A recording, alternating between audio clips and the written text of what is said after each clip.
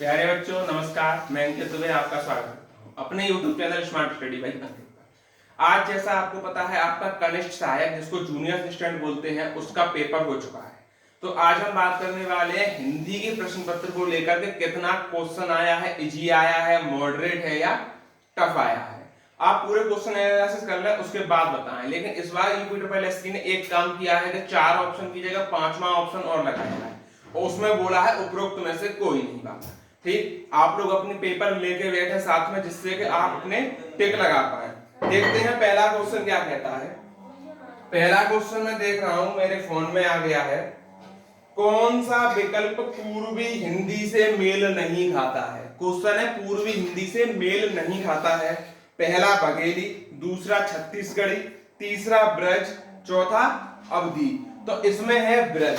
ब्रज जो है वो पूर्वी हिंदी से मेल नहीं खाता है। तो फर्स्ट का ऑप्शन हो गया सी ऑप्शन। ठीक, अब चलते हैं क्वेश्चन नंबर 2 की तरफ। इसमें कह रहा है विवेकानंद जी का व्यक्तित्व अत्यंत प्रभावशाली था।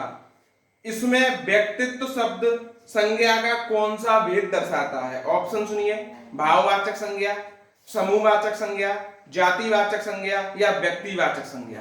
तो आपका हो जाएगा ये भाववाचक संज्ञा, यानी 2 का जो है वो ए ऑप्शन हमारा राइट हो जाएगा। अब चलते हैं क्वेश्चन नंबर 3 की तरफ। क्वेश्चन नंबर 3 कह रहा है हंसना में चंद्र बिंदु का प्रयोग होता है और चंद्र बिंदु क्या कहलाता है। अनुनासिक, अयोगवाद, निर्नुनासिक और नासिक। तो आंसर हो जाएगा अनुनासिक, यानी तीसरे का भी क्या है आप बोलेंगे ए ऑप्शन करेक्ट। अब चलते हैं क्वेश्चन नंबर 4 की तरफ। 4 क्वेश्चन कह रहा है एला, पर्यंक और मशक के तद्भव क्या है। तो एला बोलते हैं इलायची को, पर्यंक बोलते हैं पलंग को और मशक बोलते हैं मच्छर या मसे को। तो मच्छर ऑप्शन में दिया है इसलिए ऑप्शन नंबर 4 का बी ऑप्शन राइट हो जाएगा। ठीक, 5 में क्वेश्चन पर चलते हैं, जल्दी जल्दी अपने कर लेते हैं। उष्ट्र का तत्सम वही है, उष्ट्र तत्सम शब्द है तो गायक क्या है। गायक भी एक तत्सम शब्द है। तो ऑप्शन नंबर 5 का हो जाएगा डी ऑप्शन। क्या हो जाएगा डी ऑप्शन। क्वेश्चन नंबर 6 की तरफ चलते हैं। परिभाषा में असंगत विकल्प, हिंदी की लिपि संस्कृत के समान देवनागरी है, बिल्कुल ठीक बात है। भाषाओं की विविधता को मानकीकरण कहते हैं, मानकीकरण नहीं कहते हैं। तो 6 का जो ऑप्शन है वो हो जाएगा बी ऑप्शन आपका राइट। आप चलते हैं क्वेश्चन नंबर 7 की तरफ। 7 क्वेश्चन कह रहा है जिन सर्वनाम का प्रयोग कहने सुनने वाले के स्थान पर किया जाता है उन्हें क्या कहते हैं। तो आप बोलेंगे पुरुषवाचक सर्वनाम कहलाते हैं। तो ऑप्शन हो जाएगा 7 का डी ऑप्शन। क्वेश्चन नंबर 8 की तरफ चलते हैं। 8 क्वेश्चन हमारा क्या कहता है। क्वेश्चन कह रहा है गांव में तालाब बनवाया, सरपंच ने गांव में तालाब बनवाया। तो इसमें जो क्रिया है वो प्रेरणार्थक क्रिया है, यानी ए ऑप्शन आपका राइट हो जाएगा। क्वेश्चन नंबर 9 पर चलते हैं। अति उत्तम का संधि विच्छेद होता है अति अतिष्म, अति उष्म का अति प्लस उष्म होता है और अयादि संधि है, यानी 9 का ऑप्शन ए ऑप्शन राइट हो जाएगा। क्वेश्चन नंबर 10 पे चलते हैं। अब सहा नहीं जाता, ये क्या है। कर्मवाच्य, संकेतवाच्य, संदेहवाच्य या भाववाच्य। तो ये है भाववाच्य, यानी इसका डी ऑप्शन करेक्ट हो जाएगा। क्वेश्चन नंबर 11 की तरफ अब हम बढ़ते हैं। देखिए क्वेश्चन नंबर 11 कह रहा है हिंदी उपसर्ग को दर्शाता है तो सरदार, स्वार्थ, संसार और सजल। तो ऑप्शन हो जाएगा डी ऑप्शन। इसका कौन सा हो जाएगा डी ऑप्शन। क्वेश्चन नंबर 12 पे चलते हैं, फटाफट कर लेते हैं। परिमाणवाचक विशेषण का सही उदाहरण। परिमाणवाचक विशेषण मैंने पढ़ाया हुआ है, क्वेश्चन वहीं से फंसाया सीधा। इसका हो जाएगा ज्यादा, 5 किलो या कम, क्योंकि नाप तौल के आधार पर है। तो इसका 12 का हो जाएगा बी ऑप्शन। कौन सा हो जाएगा बी ऑप्शन। क्वेश्चन नंबर 13 पर चलते हैं। 13 कहता है अशुद्ध शब्द कौन सा है। अभ्यर्थी है, क्योंकि अभ्यर्थी होना चाहिए, तो सी ऑप्शन। क्वेश्चन नंबर 14 पर चलते हैं। 14 कह रहा है बाणात्मक समास। तो बाणात्मक तत्पुरुष समास होता है, यानी डी ऑप्शन। क्वेश्चन नंबर 15 पर चलते हैं। 15 कह रहा है हमारा असंगत प्रत्यय का विकल्प कौनते, राधे, राष्ट्रीय और पाथे। तो इसमें ऑप्शन ई, यानी इनमें से कोई नहीं, सब संगत है। क्वेश्चन नंबर 16 की तरफ चलते हैं। खटवा का तद्भव क्या होगा, खाट, जो कि ऑप्शन सी में दे रखा है, तो C option right. Question number 17 क्या कह रहा है, 17 कह रहा है मृदु का विलोम कट हो गया तो ह्रस्व का विलोम दीर्घ होता है, यानी ए ऑप्शन राइट।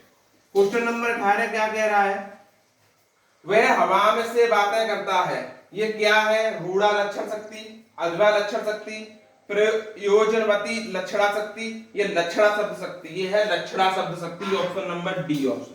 इस चैप्टर को भी करा देंगे, अब ये कराया नहीं है फिलहाल। आगे चलते हैं, तद्धित प्रत्यय के अनुसार विकल्प बेमेल है तो मोटापा, बुढ़ापा और बहनापा, यानी कि सी ऑप्शन आपका राइट है।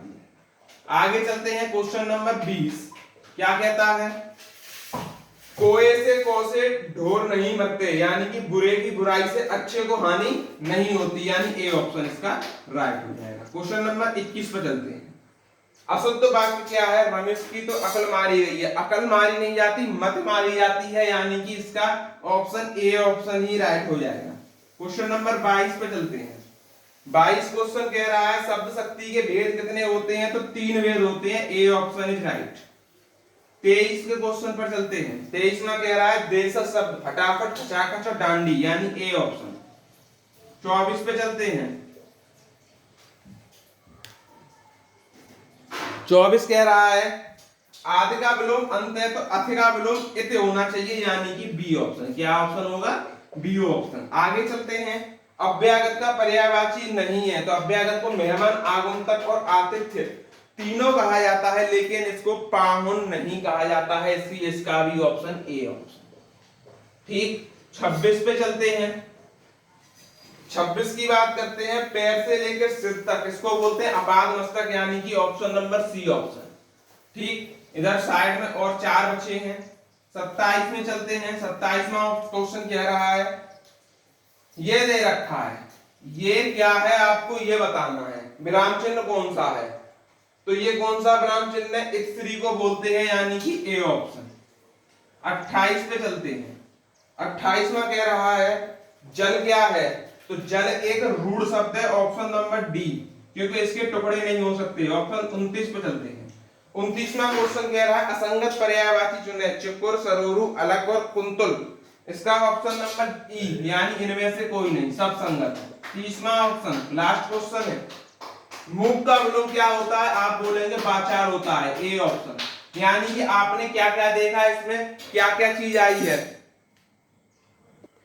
विलोम पूछे गए हैं, मुहावरा लोकोक्तियां पूछी गई हैं, संधि समास पूछे गए हैं, और क्या क्या पूछा गया है, और भी मतलब यही सारे टॉपिक पूछे हैं, तत्सम तद्भव पूछे गए हैं। तो इन टॉपिकों पर हमें ज्यादा ध्यान देने की जरूरत है। आशा करते हैं हिंदी का आपको एनालिसिस समझ में आ गया होगा। अब हम अगली वीडियो में आपके लिए रीजनिंग और कंप्यूटर के एनालिसिस को शायद इकट्ठा ही ले आएंगे। तो जो भी साथी नए हैं चैनल को सब्सक्राइब करें। धन्यवाद।